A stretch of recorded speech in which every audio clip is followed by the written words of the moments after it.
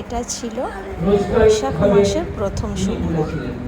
প্রতি বছরের মতো এবছরও আমাদের পাড়ার ক্লাবে মা ভবতারিণী উৎসব অনুষ্ঠিত হয়েছিল। প্রতিবারের মতো এবারেও বেলুর মঠ থেকে মহারাজ এসে এটা উদ্বোধন করে গেছেন।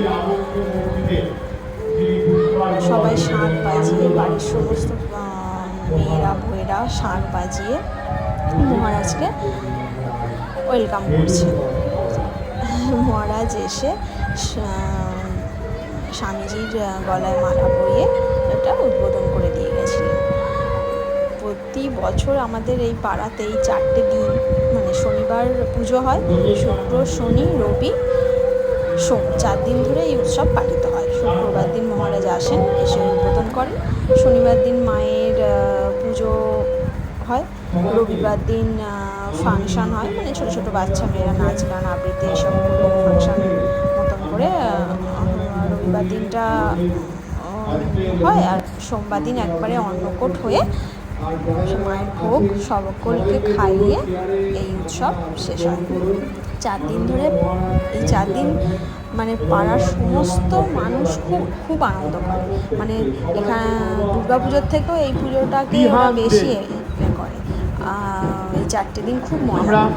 আর এরই মধ্যে মানে শীতকালে যে স্পোর্টস হয়েছিল, সেই স্পোর্টসের সমস্ত প্রাইজগুলো এই পুজোর সময় দেওয়া হয়। মানে যেদিনকে উদ্বোধন হয় সেদিনকে ডিস্ট্রিবিউট করা হয় বাচ্চাদের মধ্যে। যে ফার্স্ট, সেকেন্ড, থার্ড হয়েছে, এই যে হলুদ জামা পরে আছে এটা হচ্ছে আমার ছেলে, ও সেকেন্ড হয়েছে রানেতে।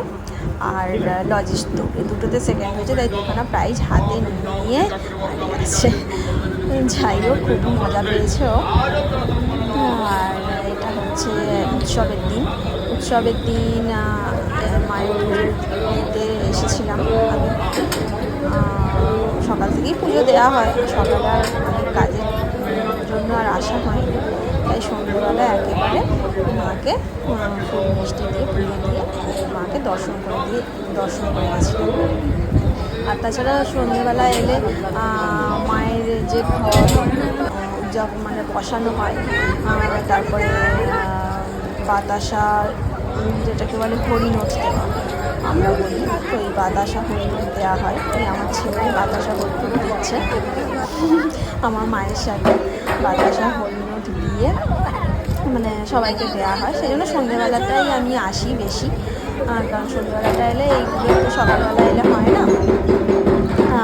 যাই হোক, এগুলো সব করে মায়ের যে ঘট প্রতিষ্ঠিত হয় সেটা অনেক প্রসেশন করে মায়ের ঘট আনানো হয়। তো প্রতি বছরই এরকমভাবেই 4 দিন ধরে এই নানান রিচুয়ালস করে এই পুজো অনুষ্ঠিত হয়। প্রতি বছরের মতো এবছরও তোমাদের সেই ভিডিওগুলো একটু ধরে দিচ্ছি, তাই তোমাদেরকে সাথে শেয়ার করছি। তোমাদের যদি ভালো লাগে অতি অবশ্যই একটা শেয়ার করে দাও, কমেন্ট করো, লাইক করো।